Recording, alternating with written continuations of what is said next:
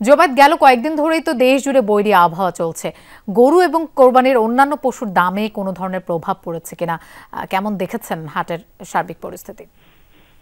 রূপা, চট্টগ্রামে দেশের বিভিন্ন অঞ্চল থেকে আমরা দেখছি কোরবানির যে পশুগুলো আছে, ছাগল, গরু, মহিষ সহ বিভিন্ন পশু আসছে। এবং চট্টগ্রামে যেহেতু এবার চট্টগ্রাম শহরের মধ্যেই 13টি কোরবানির পশুর হাট রয়েছে এবং জেলা উপজেলা মিলে প্রায় 200-200-ও বেশি হাট বসবে। তো সেগুলোতে যে পরিমাণ গরু আছে এবং বাইরে থেকে যে পরিমাণ গরু আসছে, গরুর এখন পর্যন্ত ঘাটতি দেখা যাচ্ছে না। কার কাছে শিখলাম?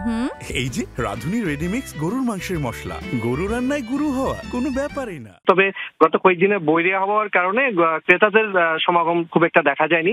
আজকে সকাল থেকে দুপুর পর্যন্ত রোদ ওঠার কারণে ক্রেতারা কিছুটা, যেহেতু সাপ্তাহিক ছুটির দিন ছিল, ক্রেতারা হাটে গিয়েছেন। তবে দুপুরের পর থেকে আবার গুড়ি গুড়ি বৃষ্টিতে ক্রেতারা যারা যাওয়ার চিন্তা করেছেন বা একটু কোরবানি হাটে ঘুরে আসবেন, দামটা যাচাই করবেন, তারা কিছুটা বিপাকে পড়েন। তবে যারা কয়েকজন ক্রেতার সাথে কথা বলেছি, বিক্রেতার সাথেও আমরা কথা বলেছি।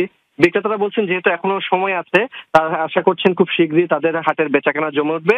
আর ক্রেতারা অপেক্ষা করছেন দামটা, যেহেতু এখন তারা বলছেন যে একটু গতবারের তুলনায় বেশি, তবে ছোট এবং মাঝারি গরুর দামটাই তারা বেশি বলছেন। জোবায়েত, আপনাকে ধন্যবাদ আমাদের সাথে যোগ দেওয়ার জন্য।